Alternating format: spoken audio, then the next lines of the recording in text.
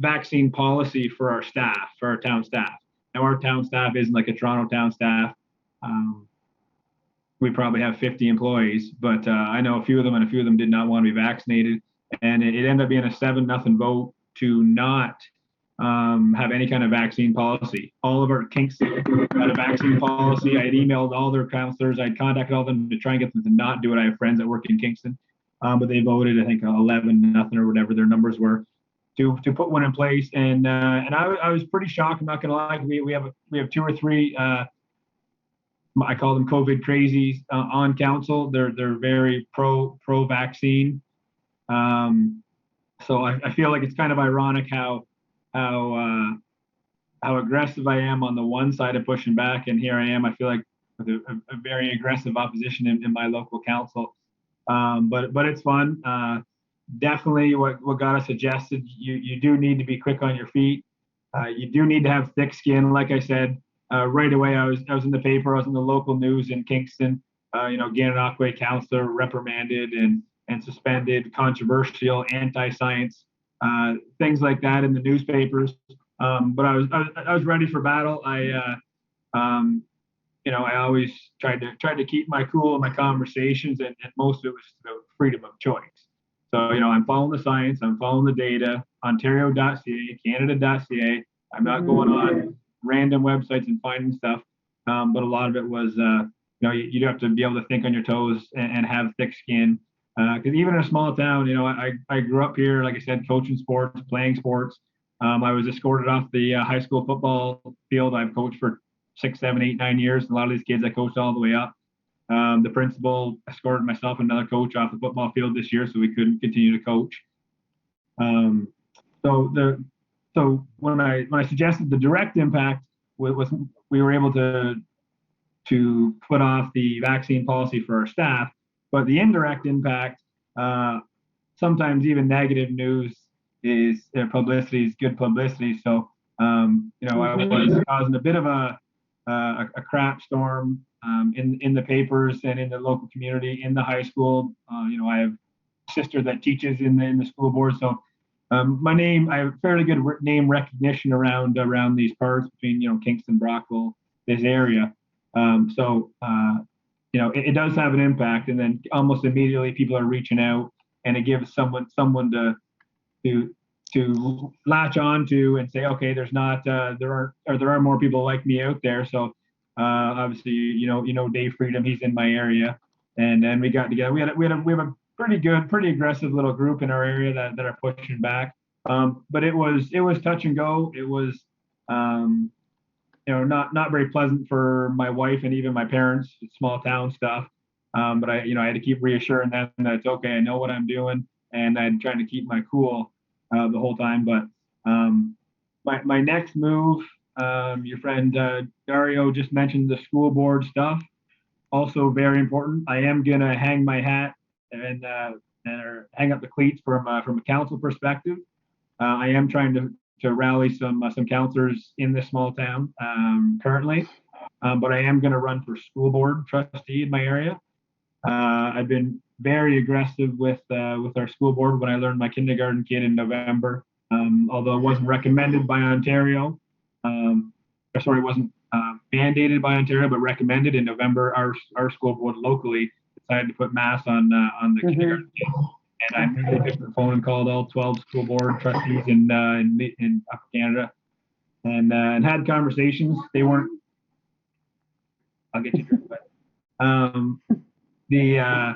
so I was pretty aggressive with them, and unfortunately, all 12 of them that I spoke with, or I guess I didn't get all of them, they were nice people, good people.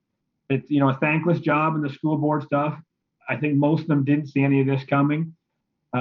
And unfortunately, all of them, I explained, I said, look, guys, how did you guys come to that determination? What data did you look at? They said, well, we just trust the chief medical officer. That's it. End of story. The chief medical officer. Every bit of their decision was just, they said, we can't ask questions. How can we ask questions? We're not doctors. And, I said, look, I'm a counselor. My job, when staff comes to me with reports and we talk to any experts, my job is to represent people and balance that stuff. So that was sad, and I started sending them a lot of emails, and where's the money? When I are you think, going to get the money now? And so on. So thanks for being a friend and a supporter. I just laugh. I'm having fun with all this stuff now. I just laugh it off. My name, they don't even put me in the paper anymore when I say things on council about the COVID being a hoax. They don't even put it in the paper. They know I'm just going to keep going forward. Yeah. And I know. I don't take offense to any of this. I'm like, that just means we've gotten under the skin. And when you get under the skin, well, you're making waves. So it's all good. right. So All good. so I kept some of the stuff. So I've been very aggressive with our local school board members. Our chief medical officer, Paula Stewart, she just recently announced her retirement. I went to the local health unit last week and I requested freedom of information, the 6 months of her emails from last August to January 30th. And I spoke to I don't know if she's the president or CEO of our local health unit. And she was dumbfounded that I was there. She said, well, we don't usually do these freedom of information requests. And I said, hey, no, I completely understand that. And we had a conversation.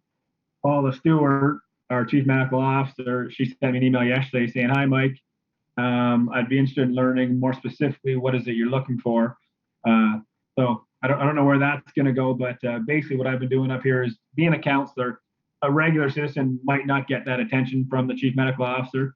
A regular citizen, the other chief medical officer for our school board, he said that a parent emailed him and said that it's child abuse to have masks on children, and that was me. I've sent them relentless emails.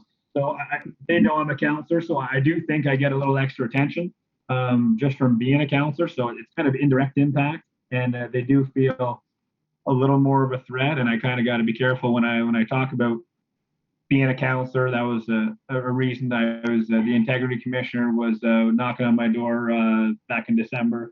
That the members of the public thought that I was using my position as a town councillor to further my conspiracy theories about COVID.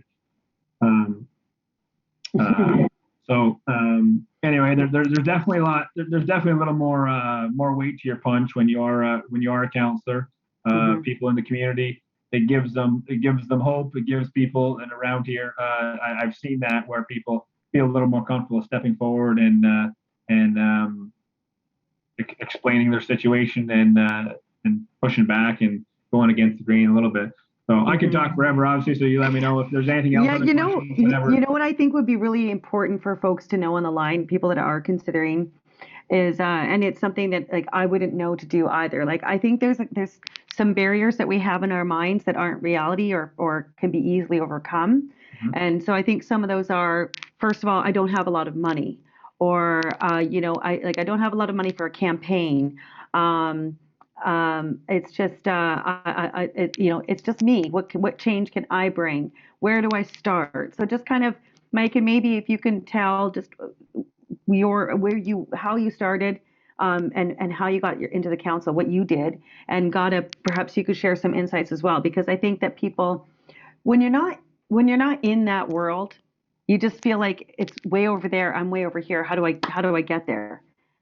Right. Yeah. Good question.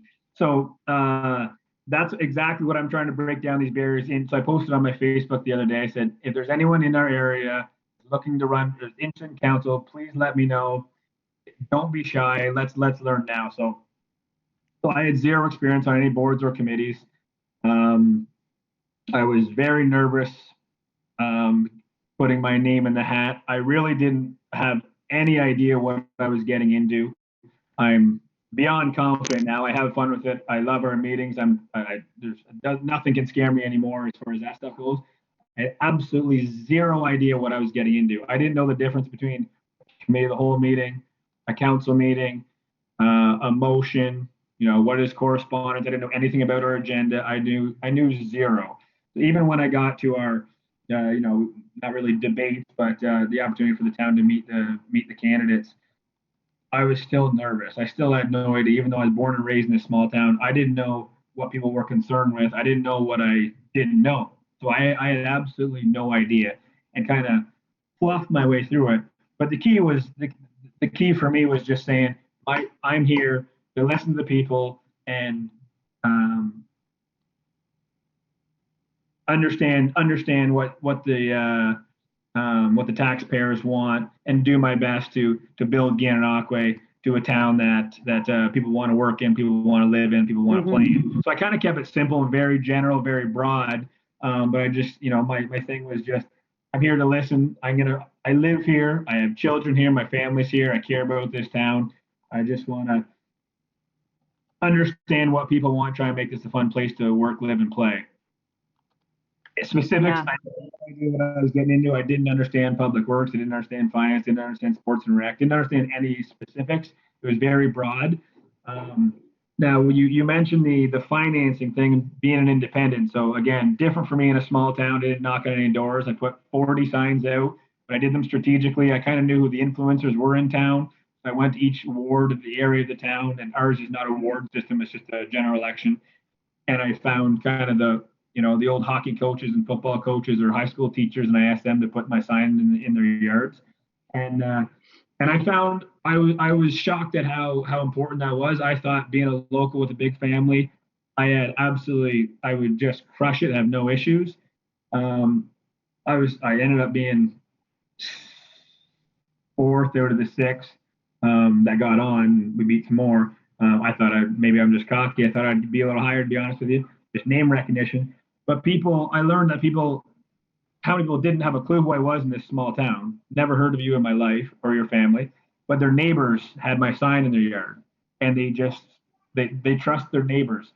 So the mayor of Gananoque currently, his name's Ted Loico. He works for the Liberal Party of Canada.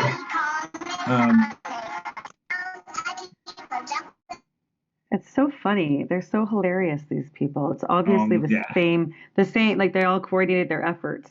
yeah, it's good. Good for them. You know what? They coordinate just like we do. Good for them. 100%. If people are coming after you, that means you're starting to get under their skin. It's Yeah. perfect. Yeah. That if they Yeah. weren't here, that means no one cares. You're nobody. Exactly. You're not a threat. So Yeah. it's a compliment to just laugh at. That's Yeah. nothing. Yeah. So the mayor of Gananoque, his name's Ted Loico. People still don't know how to pronounce his name. Nobody had ever heard of this guy. I get along with him. He's very the thickest skin you've ever met on any human being. He's an older gentleman. Um, he's a sales guy. You can't phase him. If he knows you don't like him, he doesn't care. He'll still talk to you, still meet and greet you. He hired a team from Toronto, or he had guys from Toronto come into Gananoque, which was very strange. And they knocked on doors like crazy. He had a team of, I don't know, I'm just guessing, but 4 or 5 people. They knocked on doors. Most people in Gananoque don't really, excuse me, knock on doors. There's very limited door knocking. He had a team in, they knocked on doors. He had signs everywhere in this town. And people had no idea who he was, but they just voted for him because there were so many signs. They didn't know the other candidates. It's name recognition. They saw his sign. So to cut myself off here and let you guys continue this meeting, if you can find a few friends, go knock on doors. Whether they agree with you or not, you keep it general. Hey, we just want to make the best of this town. I live here. Want to make it a fun place to work. Maybe lower your taxes, or not lower your taxes, but make sure your tax dollars are being spent properly. People just like the engagement. They appreciate you coming to the door. People do appreciate that. It did go a long way with this guy, and get a few signs out. So if you can get a few people to sponsor, donate some money, there is a lot of value in the signs. I didn't like, as an anti-plasticer, I didn't like to go buy a million signs and put them out. But unfortunately, I was surprised at how many people just saw signs and voted because they saw more signs. So knocking on doors as much as possible with the group. Even if